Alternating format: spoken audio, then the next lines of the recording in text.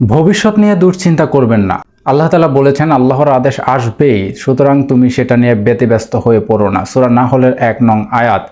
ফল পাকার পূর্বেই সেটা ছিঁড়ে ফেলাকে কি আপনি বুদ্ধিমানের কাজ মনে করেন? অবশ্যই না। সুতরাং আজকে আগামী দিনের কোনোই অস্তিত্ব নেই, সেটা নিয়ে ব্যতিব্যস্ত হবেন না। আগামী দিন চাকরি চলে যাবে, ব্যবসায় লস হবে, পড়াশোনা ভালো না, কালকে কি করে খাবো, এগুলো নিয়ে দুশ্চিন্তা করে নিজেকে ব্যতিব্যস্ত রাখা শয়তানের ধোঁকা ছাড়া আর কিছুই না। আল্লাহ তাআলা পবিত্র কোরআনে বলেছেন যে শয়তান তোমাদেরকে অভাবের ভয় দেখায়, অশ্লীল এবং খারাপ কাজের আদেশ করে, আর আল্লাহ তাআলা তোমাদেরকে দয়া এবং দানের প্রতিশ্রুতি দিচ্ছেন। আপনি আগামীকাল বেঁচে থাকবেন এর কি কোনো নিশ্চয়তা আছে?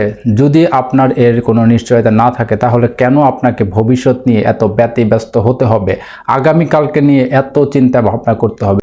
ভবিষ্যৎ নিয়ে কোনো প্রকার চিন্তা ভাবনা করবেন না। আজকের দিনটি আপনার এবং আপনি আগামীকাল বেঁচে থাকবেন এর কোনো নিশ্চয়তা নেই। আজকের দিনটিতেই সুখী থাকুন।